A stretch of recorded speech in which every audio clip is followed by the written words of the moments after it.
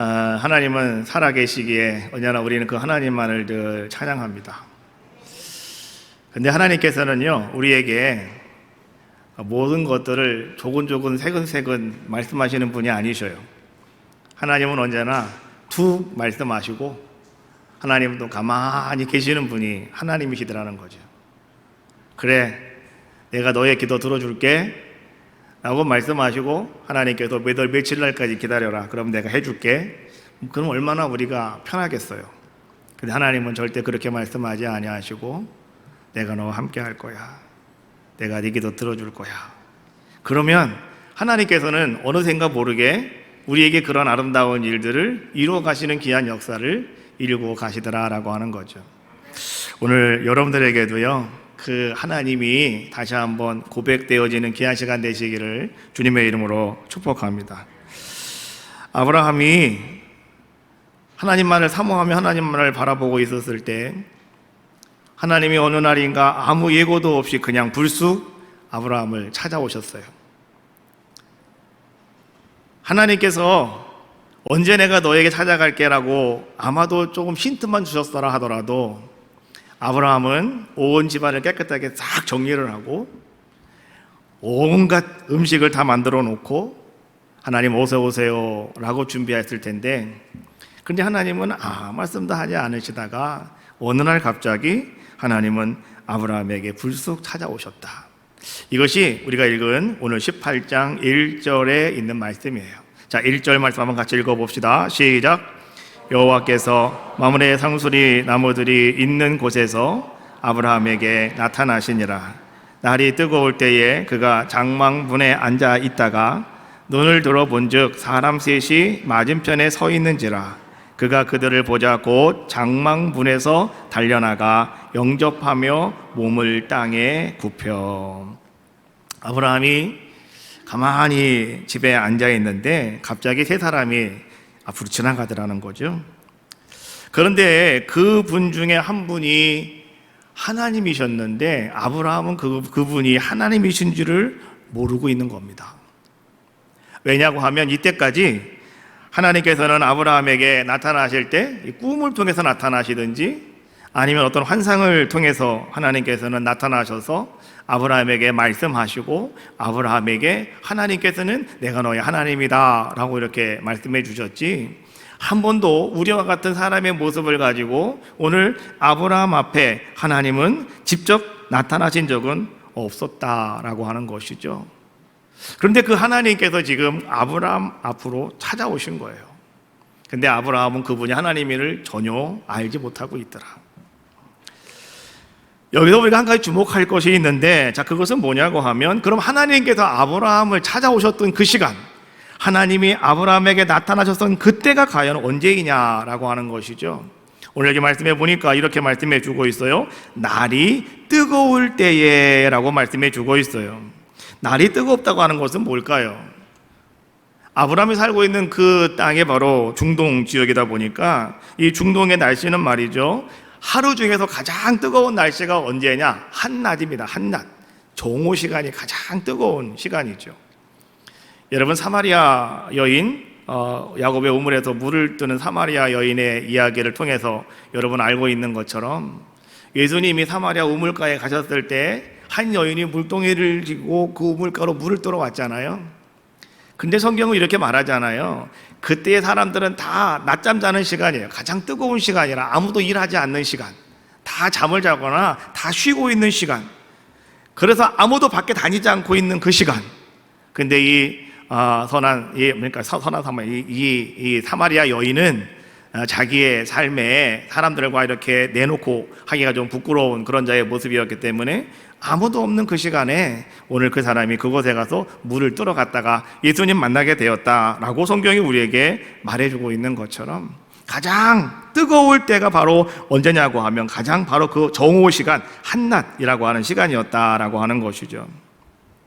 이런 날씨가 되어진다면, 만약에 길을 지나가는 나그네가 있다면 그 나그네가 너무 뜨거워 걸어갈 수가 없으니 장막에 있는 주인을 봤다면 그 주인에게 찾아와서 아마 이렇게 부탁을 해야 되겠죠. 내가 잠깐만 당신 집에서 좀 쉬었다 가면 안 되겠는가? 나에게 물 한 그릇 주면 안 되겠는가? 뭐 이러한 것들을 지나가는 사람이 아브라함에게 와서 그 집에 있는 사람에게 부탁을 해야 되는 것이 정상입니다. 그런데요, 오늘 성경은 우리에게 어떤 모습을 지금 보여주고 있냐고 하면, 오늘 아브라함이 그와 정반대로 거꾸로 행하는 그러한 모습을 지금 우리에게 보여주고 있는 거죠. 지나가는 사람을 붙잡아 놓고 아브라함이 그 사람들에게 쫓아나가서 아브라함이 그들에게 제발 좀 우리 집을 그냥 지나가지 마시라고, 제발 여기 들어와서 잠깐만 쉬다 가시라고, 제발 여기 와서 물 한 그릇 드시고 식사하고 가시라고, 뭐 이렇게 막 간청하는 그러한 모습을 우리에게 지금 성경은 보여주고 있더라라고 하는 거죠. 그것이 4절과 5절에 있는 말씀이죠. 물을 조금 가져오게 하사 당신들의 발을 씻으시고 나무 아래에서 쉬소서. 내가 떡을 조금 가져오리니 당신들의 마음을 상쾌하게 하신 후에 지나가소서. 우리가 바라볼 때는 정상적이지 않은 그러한 모습인데, 지금 아브라함은 이런 모습을 가지고 오늘 지나가는 나그네를 붙잡고 막 그렇게 실갱이를 벌이고 있더라, 이런 얘기입니다. 그러다 이 지나가는 나그네가 말이죠, 뭐 상황이 뒤바뀐 상황이었음에도 불구하고 오늘 이 사람들이, 아브라함이 하도 그러다가 보니까 이 사람들이 그러면 당신 말대로 그렇게 하세요 라고 이렇게 이야기하죠. 5절 마지막 절에 뭐라고 말씀해 주고 있습니까? 네 말대로 그리하라. 좀 어구가 조금 좀 높은 사람이 낮은 사람에게 하는 것처럼 들려오는데요, 이건 이런 얘기예요. 좋습니다, 당신이 정 그렇게 하라고 한다면 우리가 그렇게 하겠습니다 라고 이렇게 이야기해 주고 있는 거죠. 그랬더니 이제 아브라함이 말이죠, 그 이야기를 듣자마자 아브라함은 신이 났습니다. 그리고 아브라함은 그때부터 엄청 바쁘게 막 움직이기 시작하는 그러한 모습을 성경은 우리에게 이렇게 잘 보여주고 계시더라는 거죠. 자, 여러분 한번 성경 말씀을 보겠는데요, 6절, 7절, 8절 말씀을 한번 보겠는데, 앞절 말씀만 한번 보겠습니다. 6절 아브라함이 급히, 7절 아브라함이 또 가죽대가 있는 곳으로 달려가서, 그 다음에 8절 아브라함이 엉킨 젖과 우유와 하인들이 요한 송아지를 가져다가, 막 계속 아브라함이 6절, 7절, 8절을 가면서 점점 정춘법으로 나갑니다. 아브라함이 급히 가고 달려가고 가져가고 막 이렇게 하면서 아브라함이 그냥 그렇게 바쁘게 움직이는 그러한 모습들을 지금 우리에게 보여주고 있는 겁니다. 아브라함은 급히 가서 자기 아내에게 사라에게 말했습니다. 빵을 구우라고요. 그리고 아브라함은 또 그것뿐만, 자기가만 말만 하고 있는 것이 아니라 자기가 또 달려나가서 어디로 갑니까? 소들이 있는 곳으로 가서 소우약간으로 가서 거기서 가장 기름지고 가장 좋은 송아지, 아주 맛있게 생긴 송아지 한 마리를 자기가 직접 그것을 잡아가지고, 하인에게 잡으라고 시키는 게 아니라 자기가 직접 그것을 잡아서 그것을 갖다 하인에게 주었더니 하인이 그것을 가지고 어떻게 했다고요? 급히 요리하였다라고 성경은 말씀해 주고 있어요. 오늘 말씀을 가만히 보면 아브라함이 이런 말이 반복적으로 나오고 있고, 또 거기에 또 같이 나오는 말이 뭐냐고 하면 급히 이런 말들이 계속해서 반복적으로 기록되어지는 뭐 이런 모습들을 우리가 성경을 통해서 볼 수가 있죠. 우리가 이 말씀을 읽다 보면 갑자기 우리들 마음까지 급해집니다. 그렇죠? 갑자기 우리들 마음까지 아브라함과 같은 마음으로 바뀌어지는 것 같아요. 지금 가만히 있으면 안 될 것 같은 뭐 이런 마음들이 자꾸 우리에게 막 찾아오는 것 같은 뭐 그런 기분이 들 수도 있습니다. 자, 오늘 가만히 생각을 해봅시다. 가장 뜨거운 그 시간에 빵을 구우려면 불을 피워야 되겠는데, 불을 피우려면 그런 날씨에 불을 피워 빵을 구운다고 하는 것이 얼마나 힘들겠습니까? 누구에게 그렇게 부탁을 했습니까? 아내 사라에게 빵을 구우라고. 그러나 아브라함의 이야기에 그는 불평원망하지 않습니다. 그는 그 말씀을, 그 얘기를 따라서 그대로 그가 함께 아브라함의 섬김에 함께 동참하는 그러한 모습을 성경은 우리에게 보여주고 있는 거죠. 종들도 마찬가지였습니다. 그 시간은 다 누구나 잠을 자는 시간이에요. 쉬는 시간입니다. 아무도 길에 나가서 움직이는 사람이 아무도 없는 그런 시간입니다. 그럼에도 불구하고 주인이 직접 나가서 송아지 한 마리를 잡아갖고 왔으니 자기들은 어떻게 하겠습니까? 마음 편하게 방에 들어가서 누워 있을 수는 없었고, 그래서 종들도 오늘 이 아브라함의 뜻에 따라서 그들도 함께 기꺼이 그렇게 손님을 대접하는 일에 동참하는 그러한 모습을 보여주고 있는 겁니다. 8절 말씀에 또 아브라함이 이제는 엉킨 첫 우유, 그 다음에 하인들이 요리한 그 송아지 맛있는 요리를 가지고 와서 어떻게 합니까? 한 상 차려놓고 오늘 아브라함은 어떻게 했다고요? 나무 아래에 모셔 섬에 그들이 먹었다라고 말씀해 주고, 자기는 옆에서 웨이터처럼 가만히 서서 또 뭔가 도울 것이 없는가 옆에서 그들을 바라보면서요, 그들의 마음 편하게 그 음식을 먹을 수 있도록 도와주었다. 이것은 우리에게 어떠한 모습을 지금 말해주고 있는 거냐면 이런 얘기를 해주고 있는 거예요. 이것은 정말 정성을 다해서 지나가는 나그네, 누군지도 모르는 사람들의 모습이었지만 그들을 정성스럽게 대접하는 아브라함의 모습을 성경은 우리에게 잘 보여주고 있는 겁니다. 히브리 기자는 13장 2절 말씀에 이렇게 말합니다. 손님 대접하기를 잊지 말아라. 이로써 부디 중에 천사들을 대접한 이들이 있었느니라. 부디 중에 누구를 얘기하고 있는 겁니까? 오늘 히브리 기자는 그 아브라함의 이야기를 다시 상기하면서 오늘 우리들에게 그렇게 이야기해 주고 있는 거예요. 손님 대접하기를 잊지 말아라. 맥주절은요, 풍성함이 있는 날입니다. 그래서 이 맥주절에는 우리가 사랑으로 함께 나누는 환대라고 그러죠. 서로 사랑과 환대로 아름다운 열매를 맺는 그러한 절기가 맥주절입니다. 오늘 우리가 말이죠, 가만히 보십시오. 천사만 내가 대접한다 하더라도 이건 정말 대단한 일인데, 오늘 하나님을 아브라함이 대접하였으니 그거 얼마나 대단한 일이냐라고 하는 것이죠. 아브라함은 그 나그네 중에 한 사람이 하나님인 줄을 정말 몰랐어요. 또 그 중에 한 사람들이 그들이 천사인 줄도 아브라함은 전혀 몰랐다라고 하는 겁니다. 아브라함은 그저 부지 중에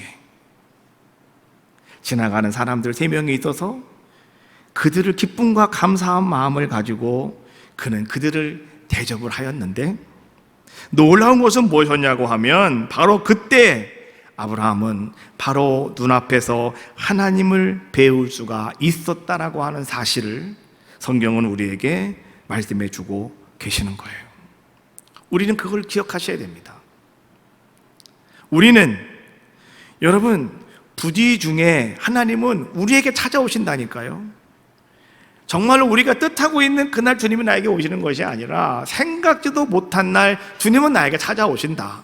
그러므로 말미암아 우리는 어떤 삶을 살아가야 되느냐? 우리의 모든 삶이 늘상 우리는 그런 베품의 삶을 살아가셔야 된다. 사랑과 환대라고 하는 그러한 삶의 모습이 오늘 여러분의 삶의 모습 속에 꽉 차 있으셔야 됩니다라고 하는 것을 성경은 지속적으로 우리에게 말씀해 주고 있는 겁니다.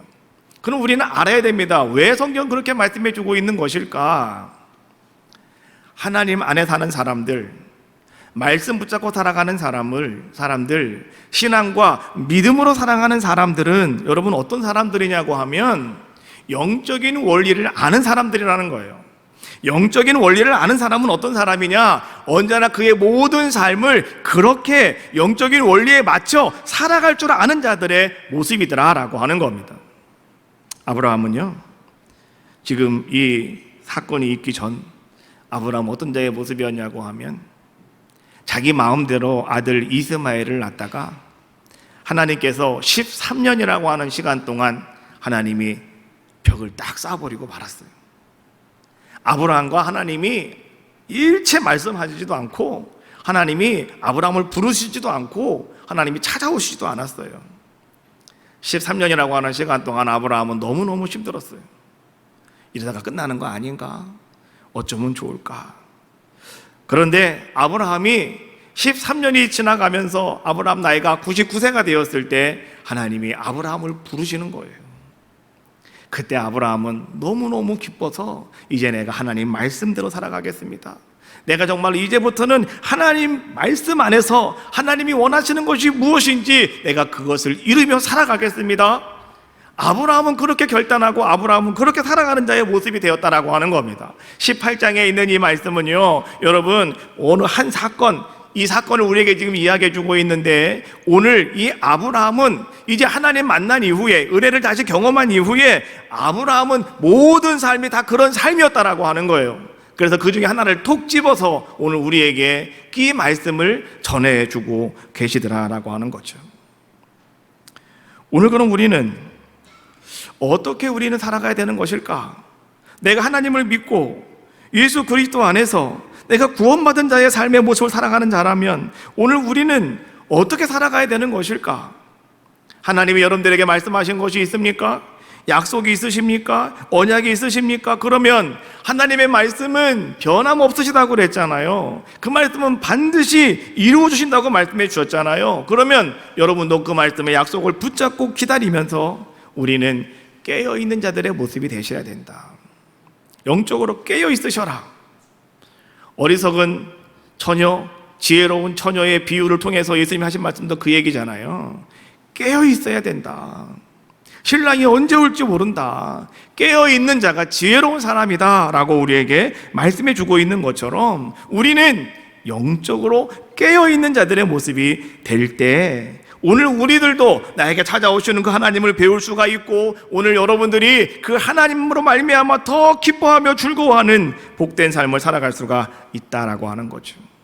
살아가다 보면 어려울 때가 있습니다. 사람들은 대략 두 종류의 사람으로 갈려요. 어려움이 있을 때 어떤 사람은 세상 다 산 것처럼 얼굴에 온갖 그냥 고통의 모습을 가지고 그냥 이렇게 저렇게 살아가는 사람이 있습니다. 그러나 한 사람은 이런 사람이 있어요. 어려움을 당했을 때 하나님 앞에 더 열심히 나와요. 더 열심히 주님 앞에 나와 엎드려 더 열심히 주님 앞에 기도하는 사람이 있어요. 여러분들은 어떤 부류에 속하는 사람입니까? 온갖 힘듦의 모습을 다 혼자 짊어지고 그렇게 힘들고 어려운 길을 걸어가고 계십니까? 아니면 그 어려울 때 하나님 바라보고 더 주님 앞에 나오고자 애쓰는 귀한 모습을 가지고 계십니까? 또 여러분 삶 속에 어려움이 있을 때 또 우리는 말이죠, 어떤 삶을 살아가야 되느냐? 여러분, 내가 힘들고 어려우면 여러분 주변에 나보다 더 힘들고 어려운 사람들을 바라볼 줄 아셔야 되는 거예요. 그리고 여러분들은 그들을 도우며 살아가는 자들의 모습이 되셔야 된다. 이것이 하나님의 은혜를 아는 사람들이에요. 하나님의 영적인 진리를 아는 사람들이에요. 그 사람들은 그렇게 살아가게 되더라라고 하는 거죠. 내가 먹고 살기도 힘든데 무슨 다른 사람을 신경 쓰라고 그래요. 그러나 하나님은 그렇게 말씀하시지 않아요. 여러분 힘들고 어려우세요? 그래도 여러분보다 더 힘들고 어려운 사람들이 있다면 여러분이 손을 버리세요. 여러분들이 그들을 잡아주세요. 내가 죽을 것 같아도 여러분이 그 사람을 잡아주시라는 거예요. 그러면 여러분, 오늘 여러분들에게 변화가 나타나요. 어떤 변화가 나타날까요? 여러분의 환경과 여러분의 모든 분위기가 싹 바뀌어질까요? 그런 게 아니에요. 여러분의 환경은 그냥 그대로 있어요. 여전히 나는 배도 고프고, 여전히 나는 몸도 아프고, 여전히 나는 모든 것들이 다 그냥 이렇게 뒤죽박죽 되어져 있는 것 같이 나는 그렇게 보일 수가 있다라고 하는 거죠. 다시 말하면 상황은 전혀 변한 것이 없더라라고 하는 거예요. 그런데 내가 변한다는 거예요. 내가 새 힘을 얻는다는 거예요. 내가 다시 생명을 내가 회복하게 되더라라고 하는 거죠. 내가 살아나게 되는 거예요. 상황은 그대로인데 내가 변하면 되는 거예요. 그럼 하나님께서는 어떻게 하실까요? 그 속에서 다시 나를 일으켜 세워주시는 겁니다.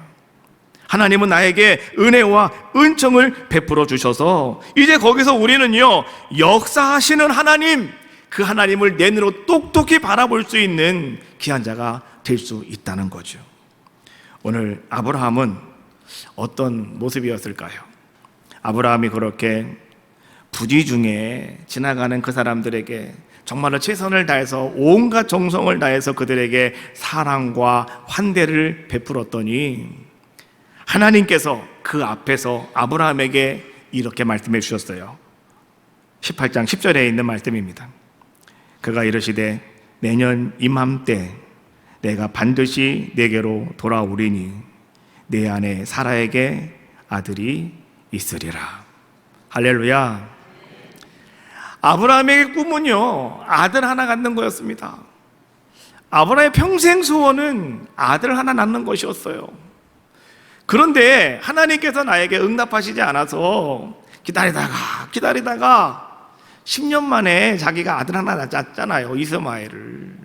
그것으로 말미암아서 하나님과 완전히 단절되어져 버리고 고통의 삶을 살아가다가 이제 하나님의 받은 은혜 가운데에서 영적인 그가 삶의 원리를 발견하고 그렇게 살았더니 하나님이 그에게 찾아오셔서 오늘 극전 대접을 받으신 이후에 하나님이 이렇게 말씀하시더라는 거예요.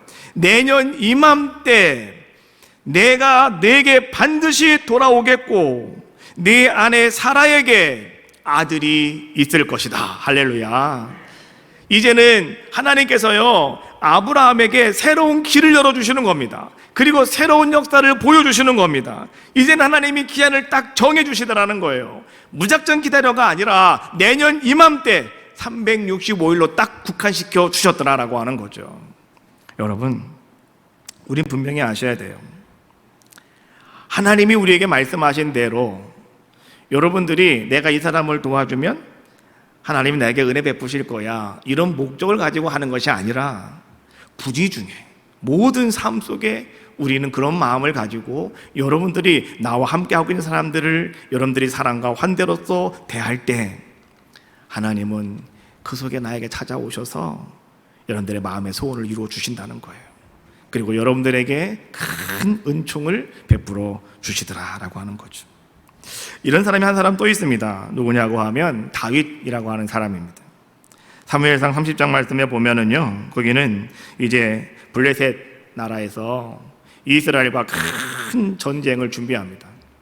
근데 다윗이 그 블레셋 땅으로 망명해 들어가 있었기 때문에 이제는 그 블레셋의 왕이 다윗을 불러가지고 이렇게 얘기합니다. 우리가 이스라엘을 공격하러 갈 건데 너도 같이 가자라고 이렇게 이야기하는 거예요. 근데 이거 어떻게 다윗이 자기 백성, 내 백성 이스라엘을 공격할 수가 있겠어요? 다윗이 참 난처로운 상황 속에 봉착하게 되었는데 그때 정말 전적으로 하나님의 도우심으로 하나님은 다윗을 거기서 끄집어내셨어요. 그리고 다시 이제는 다윗이 자기들이 살고 있는 블레셋 땅 시글락이라고 하는 곳으로 돌아올 수가 있었습니다. 너무너무 기쁨 감사함 속에서 돌아왔는데 돌아오자마자 그들은 더 큰 어려움에 그들은 봉착하게 되었다라고 하는 거죠. 그것은 뭐냐고 하면 아멜렉 군사가 아멜렉 사람들이 쳐들어와가지고 시글락에 있는 모든 것을 다 불태워버리고요, 아이들과 여자들을 다 산채로 다 포로로 붙잡아 가버리고 말았다라고 하는 것이죠. 모든 아브라함과 이 다윗과 함께 했던 600명의 군사들이 다 화가 나가지고요, 막 다윗에게 말이죠, 막 공격하려고 다윗을 막 돌로 쳐 죽이려고 합니다. 그때 다윗이 하나님 안에서 하나님께 힘을 얻어서 그가 하나님께 기도를 해요. 하나님, 어떻게 하면 좋을까요? 쫓아갈까요?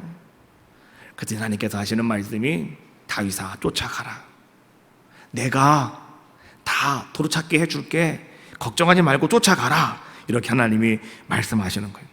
그래서 다윗은요, 이제 600명의 군사들에게 말합니다. 너희도 슬퍼하지 말아라. 하나님이 다 도로 되찾게 해주신단다. 가자. 그래가지고 600명이 함께 이제는 그들을 쫓아가기 시작하는 겁니다. 한참을 가다가 보니까요, 이제 부솔 시내가라고 하는 곳이 나왔는데 거기 가는데 사람들 전부 다 이상 막 다 쓰러지는 사람도 있고 막 허헉거리는 사람들 있는 가운데에서 막 그들이 그러는 거예요. 더 이상은 못 가겠노라고. 그래서 다윗이 그들을 다 불러놓고 이제 이렇게 얘기합니다. 정말 못 가겠거든 여기서 이쪽으로 가고, 그래도 갈 수 있는 사람들은 이쪽으로 서라 얘기했더니 정말 못 가겠다고 하는 사람들이 200명이에요 200명 600명 가운데 200명이 이쪽으로 가는 거예요. 다윗이 지금 아멜렉을 빨리 쫓아가서 그들과 싸워서 자기 아내와 아이들을 데려와야 되는데, 그러려면 사람이 많아야 되잖아요. 군사가 많아야 될 거 아니에요. 그런데 200명이 못 가겠다고 버티고 있으니 어떻게 하겠습니까? 너무너무 그들은 힘들어하고 체력이 다 고갈돼가지고 더 이상 이제 갈 수도 없는 그런 상황이었죠. 그때 다윗은 어떻게 합니까? 그 약한 사람들, 힘들어하는 사람들, 오늘 그들을 한쪽으로 빼놓고 이렇게 말합니다. 너희는 여기서 기다려라. 우리 400명이 가서 다 되찾아갖고 돌아올 테니 여기 있어라. 다윗은 그때요 어떤 믿음이었냐고 하면 이런 믿음이었어요. 다윗이 골리앗과 싸우러 나갈 때 다윗이 했던 이야기가 있죠. 사무엘상 17장 47절에 있는 말씀, 여호와의 구원하심이 칼과 창에 있지 아니함을 이 무리에게 알게 하리라. 전쟁은 여호와께 속한 것인즉, 전쟁은 여호와께 속한 것인즉 하나님이 그들을 우리 손에 넘길 것이다. 전쟁의 결과는 하나님의 손에 달려 있음을 다윗은 확고하게 믿었어요. 그래서 다윗은요 오늘 약한 자들, 힘들어하는 자들, 그들을 배려해 주는 겁니다. 그리고 너 여기서 기다리고 있어라 라고 이야기하는 겁니다. 그리고 400명을 데리고 다시 다윗은 출발을 합니다. 가다가 보니까요 또 길에 어떤 소년 하나가 다 죽어가면서 그 길바닥에 누워있는 거예요. 이 소년은 어떤 소년이었냐고 하면 애굽 소년이었는데요, 애굽에서 붙잡혀와서 아말렉 사람들에게 붙잡혀와가지고 거기 종살이 하다가 이번에 전쟁에 시글락을 치는 전쟁에 같이 따라왔는데 이제 이기고 돌아가다가 이 사람이 그만 병이 걸려가지고 더 이상 못 걸어가는 거예요. 그러니까 이 아말렉 이 군사들이요 이 불쌍한 아이, 다 죽어가는 아이를 길바닥에 그냥 버렸어요. 그리고 자기들은 가버리고 말았다라고 하는 거죠. 3일 동안을 이 아이가 아무것도 못 먹었어요. 밥도 못 먹고 빵도 못 먹고 물도 못 마시고, 그러니 거의 다 죽어가는 거죠. 기력이 다 쇠해서 이제 어떻게 할 수 없는, 그래서 죽어가고 있는 그 아이를 다윗이 가다가 그 아이를 발견하게 되는 거죠. 자, 여러분 한번 가만히 생각을 해봅시다. 다윗이 지금 왜 가고 있습니까? 붙잡혀간 자기 가족을 빨리 찾기 위해서 달려가고 있거든요. 지금 걸어가는 것도 아니에요. 막 달려갑니다. 빨리 가야 되니까, 잡아야 되니까. 그런데 그 길에서 만난 그 죽어가는 그 소년을 바라보면서 다윗은 그냥 지나갈 수가 없었더라는 거죠. 그래서 다윗은 그 소년을 앉혀놓고 그에게 떡을 주고 그에게 물을 줍니다. 그래서 그 아이가 이제는 정신이 회복이 되게 되고 기력을 회복하는 그런 자의 모습이 되었죠. 만약에 오늘 이 소년이 다윗을 만나지 않았다면, 그리고 다윗이 그냥 휙 지나가 버렸다면 아마도 이 소년은 그 광야에서 그냥 비참하게 죽을 수밖에 없는 그런 소년이었다라고 하는 겁니다. 그런데요, 다윗이 그냥 지나가지 아니하고 그를 바라보고 불쌍히 여겨 사랑과 환대를 그 어린 애굽 소년에게 베풀어 주었더니, 그것이 하나님께서 오늘 다윗이 아말렉을 쫓아갈 수 있는 지도의 역할을 감당하는 사람이 되었고, 다시 말하면 그 광야에서 어디로 가야 될지 방향을 알 수가 없는데 그 광야의 나침판이 되어준 자가 누가 되었느냐? 바로 그 죽어가는 소년이 오늘 다윗 군대의 나침판이 되어 주었더라라고 하는 것이죠. 200명의 중도 포기자보다도요 다윗에게 더 많은 도움을 준 사람, 그 사람이 누구였느냐? 바로 죽어가는 그 소년 한 사람이었더라라고 하는 것이죠. 우린 분명히 기억하셔야 됩니다. 오늘 만약에 다윗이 200명의 사람들이 우리 못 가겠습니다라고 했을 때, 야, 니네가 그러면 되겠니?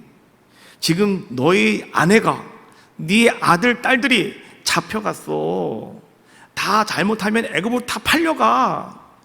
근데 니네가 안 가면 어쩔 건데? 이렇게 하면서 억지로 끌고 갈 수도 있는 모습 아니겠습니까? 근데 다윗은 그들을 배려해 줍니다. 기다리고 있더라고. 그리고 또 가다가 한 소년이 죽어가고 있는데요, 지금 내 눈에는 처자식밖에 안 보여요.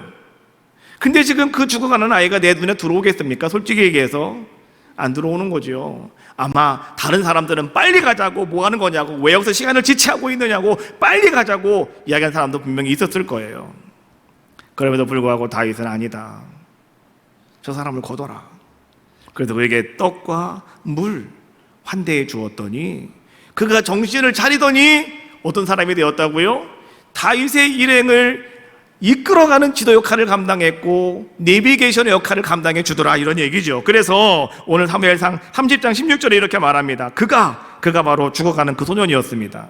다윗을 인도하여 내려가니 그들이 온 땅에 편만하여 블레셋 사람들의 땅과 유대 땅에서 크게 약탈하였으므로 말미암아 먹고 마시며 춤추는지라. 병들고 굶주린 애굽 소년이 바로 하나님께서 예비해 주셨던, 다윗을 위해서 예비해 주셨던 하나님이 준비하신 조력자, 그 사람이 바로 오늘 이 한 소년이었다라고 하는 것을 성경은 우리에게 말씀해 주고 있는 거예요. 약한 자, 힘들어하는 자, 죽어가는 자, 이런 사람들을 배려하는 성도들에게 우리 하나님께서는요, 예비하신 은혜가 있습니다. 하나님이 준비하신 놀라운 축복이 있습니다. 여러분, 우리는 이것을 꼭 기억하자라고 하는 거예요. 골로새서 3장 23절 말씀해 보니까 무슨 일을 하든지 마음을 다하여 주께 하듯 하고 사람에게 하듯 하지 말라라고 말씀해 주고 있어요. 주께 하듯 하여라 라고 말씀해 주고 있죠. 그러면 주께 하듯 하라고 하는 것이 어떤 것일까? 바로 그 앞절을 보면 이렇게 말씀해 주고 있어요. 3장 22절 말씀해 보니까 눈 가림만 하지 말고 오직 주를 두려워하여 성실한 마음으로 하여라. 눈 가림이라고 하는 것은 적당히 하는 것을 이야기합니다. 적당히 하지 마셔라, 이런 얘기예요. 우리는 어떻게 해야 된다고요? 어떤 상황 속에서도 여러분 성실하게 하십시오 라고 말씀해 주고, 이것이 바로 주께 하듯이라고 하는 말씀이에요. 성실하게 하십시오. 눈 가림만 하지 마시고, 적당히 하지 마시고 온심을 다해서 그렇게 여러분들도요, 여러분의 이웃들을 바라보셔라, 그리고 그들을 도와라, 이런 얘기예요. 에베소서 5장 22절 말씀해 보니까 가정에서도 주께 하라고 하는 말씀이 나오더라고요. 아내들이여 자기 남편에게 복종하기를 주께 하듯 하여라. 적당히 하지 마시고 성실하게 하시라고요. 직장에서도 마찬가지입니다. 에베소서 6장 7절 말씀해 보니까 기쁜 마음으로 섬기기를 주께 하듯 하고 사람들에게 하듯 하지 말아라. 일터에서도 여러분 직장 상사들에게 눈가림만 하려고 하지 마시고 적당히 하지 마시고 성실하게 여러분 그 일을 감당하십시오 라고 말씀해 주고 계시는 거예요. 우리는 평소에 내 곁에 있는 작은 자들을 여러분들은 바라보셔야 됩니다. 그리고 그들에게 사랑과 환대를 베풀 수 있는 귀한 삶을 살아가셔야 된다. 이것이 바로 하나님 안에 살아가는 성도의 가장 기본적인 삶의 모습이라고 성경은 말씀해 주고 있는 거죠. 그러면 오늘 여러분의 옆에 있는 가장 작은 자, 지극히 작은 사람들은 과연 누구일까요? 바로 그들은 여러분 옆에서 눈물을 흘리는 사람들, 오늘 여러분 옆에서 아프고 병들어 힘들어하는 사람들, 여러분 옆에서 삶에 지쳐 쓰러져 있는 사람들, 그런 사람들을 이야기해 주고 있는 거예요. 마태복음 7장 12절에 예수님 말씀하셨습니다. 그러므로 무엇이든지 남에게 대접을 받고자 하는 대로 너희도 남을 대접하라. 이것이 율법이요 선지자니라. 주님은요, 먼저 여러분들이 하라고 말씀해 주고 있어요. 먼저 여러분 대접을 하여라. 내가 누군가로부터 여러분 원하는 것이 있습니까? 받고자 하는 것이 있습니까? 그러면 여러분들이 먼저 사랑과 환대를 여러분들이 먼저 하라고 예수님은 말씀해 주고 계시는 거죠. 마태복음 10장 42절 말씀해 보니까 이렇게 말합니다. 누구든지 제자의 이름으로 이 작은 자 중에 하나에게 냉수 한 그릇이라도 주는 자는 내가 진실로 너희에게 이르노니 그 사람이 결탄코 상을 잃지 아니하리라. 작은 자에게 냉수 한 그릇 주는 것도 하나님 어떻게 하신다고요? 결탄코 그 사람이 상을 잃지 않을 것이라고 말씀해 주고 계시는 거예요. 전도서 11장 1절 말씀에 이렇게 말합니다. 너는 떡을 물 위에 던져라. 여러 날 후에 도로 찾으리라. 이것도 무슨 얘기입니까? 웅켜쥐고 있지 말고 물에 던져버리면, 다시 말하면 여러분 주변에 있는 사랑과 환대를 받아야 할 사람들에게 여러분들이 그것을 베풀면 여러 날 후에 다시 여러분들 그것을 되찾게 되어지는 놀라운 은혜가 임할 것이라고 우리에게 말씀해 주고 있는 거죠.